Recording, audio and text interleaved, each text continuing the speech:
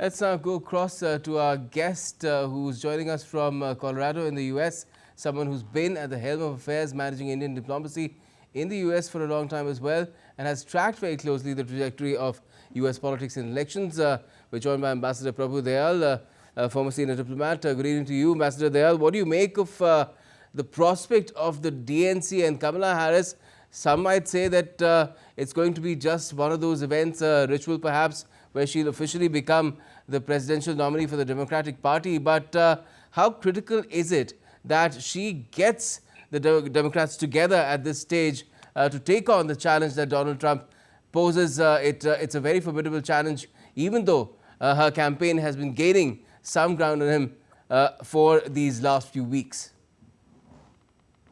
Well, Gautam, first of all, thanks for having me on your show. A very, very important question which is being asked is, how do things look right now in the election race? Now, it is true that the formal nomination will take place only at the Democratic Party convention in Chicago on the 19th. That is tomorrow.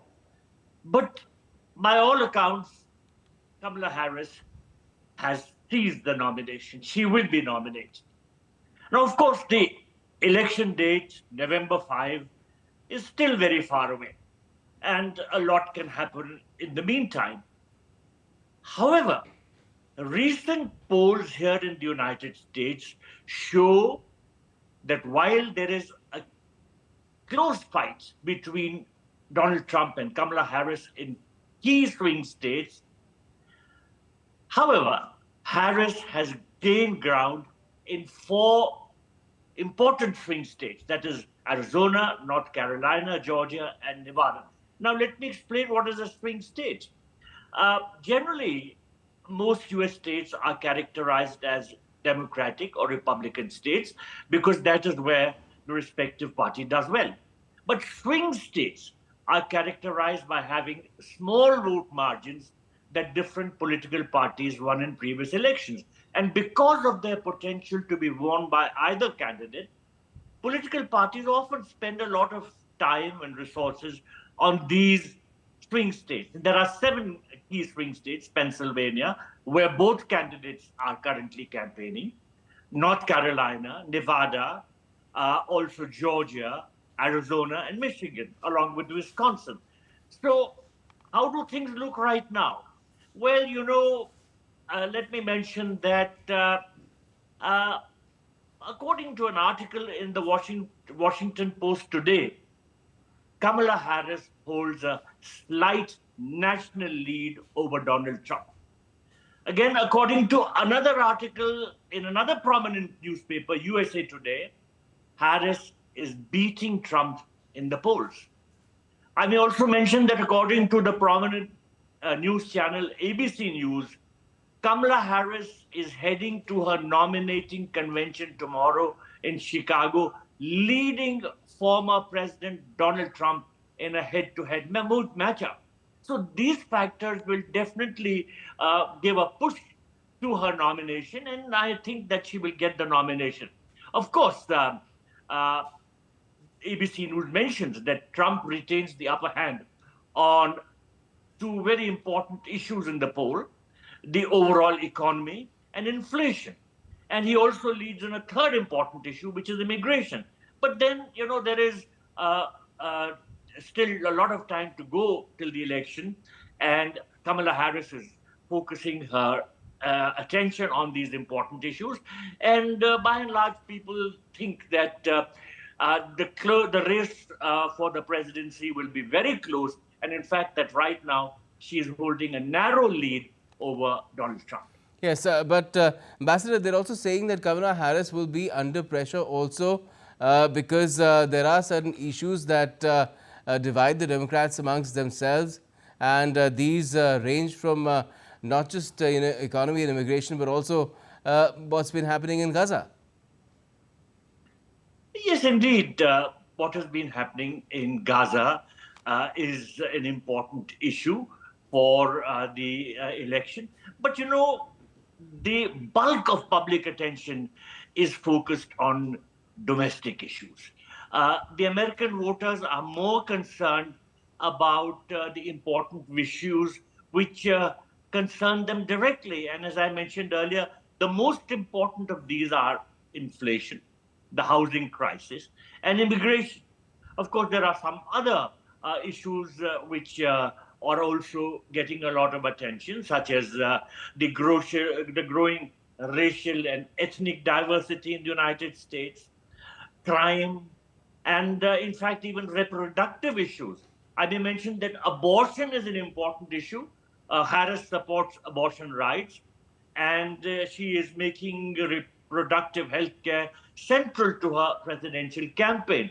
And Trump has said that he wouldn't sign a federal abortion ban should he return to the White House, and that he would like to leave the issue to the states. So these are important issues. As you said, of course, the Gaza issue and the Russia-Ukraine war are also getting attention, but domestic issues seem to be dominating. And what about Donald Trump himself? He's been sharpening his attack and saying a lot of things which he probably might not have said, if, of course, if Joe Biden had still been in the race, it would have been a totally different contest. But even to comment about who is better looking than who, isn't that taking things too far? Let me mention that Trump's close allies and friends have begun to urge him to stop making personal attacks against Kamala Harris and instead to focus on what his message is. Kamala Harris has seen her campaign continue to gain momentum. And frankly, Donald Trump has struggled to find an effective line of attack. In fact, many political analysts feel that Trump is struggling to find an effective way to counter her campaign. Let me mention that Jon Stewart, who's a very prominent person who wrote the Daily Show program, said in very unambiguous terms that Donald Trump is clearly struggling to come up with a message now that Vice President Kamala Harris has replaced Joe Biden as his campaign rival. Well, his message is also that she's a left lunatic.